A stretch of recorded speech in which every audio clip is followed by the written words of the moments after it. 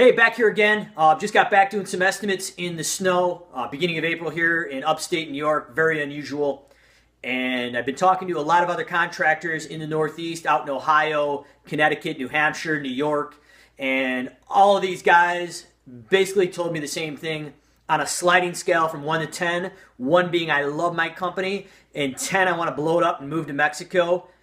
8 of the 10 were ready to blow their companies up and move to Mexico.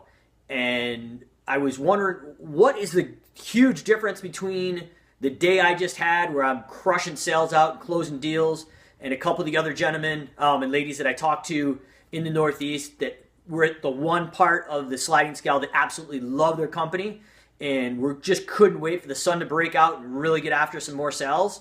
And the people over here at the 10 who just literally wanted to blow their company up and have a couple margaritas on the beach in Mexico. Not that that doesn't sound great right about now with 20 degrees out, but we're in business to make money and make sure our employees have work to do as soon as the season breaks. So it got me thinking, and I wanted to share a little something that I think was the difference between the people who wanted to blow their company up and the people who actually loved it.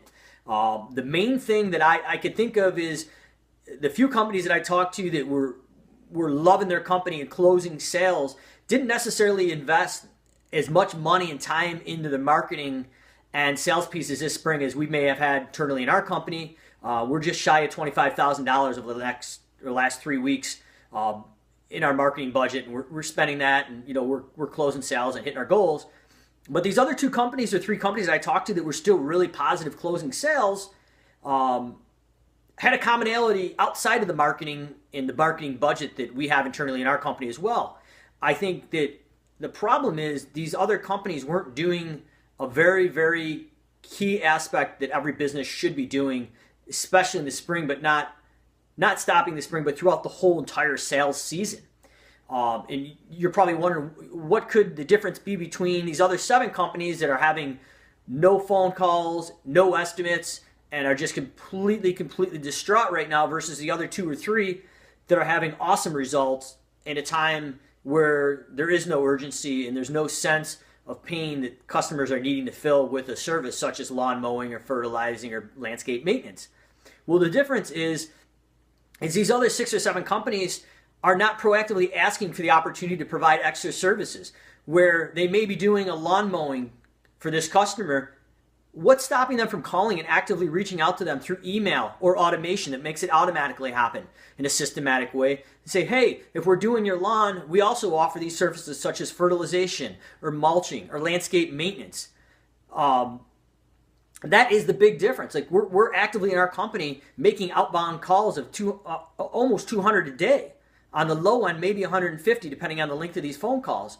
So we're taking our main core services and adding and upselling ancillary services that are more profitable, such as grub control, flea and ant and tick control for the fertilizing, different landscape maintenance such as bed edging and mulch. I see these companies make a major mistake assuming that the customers or their potential customers know all the services that they offer, when in fact they probably don't. So it's your job as a contractor trying to sell these jobs is to educate your customer of all your services and when they should be done and what they include, and go out there and proactively ask them, hey, Mrs. Smith, I know we've given you a lawn mowing estimate, but would you like a fertilizing estimate to go along with the lawn mowing? So not only can we maintain your lawn, but we can make it look great year round by making it a lush green carpet of grass that's weed free. And just, staying in that real bubble of just going after the services people ask you for is a major problem. 80% of your sales come from 20% of your customer base statistically.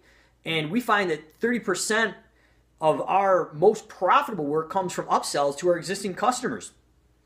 So not only do you need to add and solicit extra services as an upsell, but while doing so, you got to make sure these services that you're upselling or trying to add on have an added value or fill a need, and it creates a solution to a pain point that they're going to feel in the future. So you're not only building wealth and value and more recurring income in your company, but you're providing your customer value. You're avoiding that pain point, and by avoiding that future pain point and proactively helping them, you're building a customer that's going to be way more loyal than a customer that just asks you for one estimate for a service such as lawn mowing, and you just give them that service.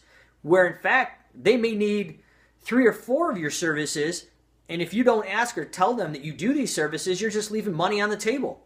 So absolutely, if you're leaving money on the table, I hope you blow your company up and move to Mexico, because myself and these other 3 or 4 individuals that are going out and proactively upselling, we definitely want those customers in our book of business. So I implore you to go out and upsell proactively and tell your customers the other services that you offer, and create an opportunity or a dialogue to have the ability to estimate and provide those services to your customers. Not only is it going to raise the revenue and profitability in your company, but it's going to create a loyal customer that's going to want to stay with you because they know you're proactively looking out for their best interest and helping them avoid future pain by providing them a solution before that pain ever happens. So some of the simple services in the lawn care industry that I could think of off the top of my head are mowing, fertilization, landscape maintenance, mulching with bed edging, flea and ant and tick services, as well as grub services.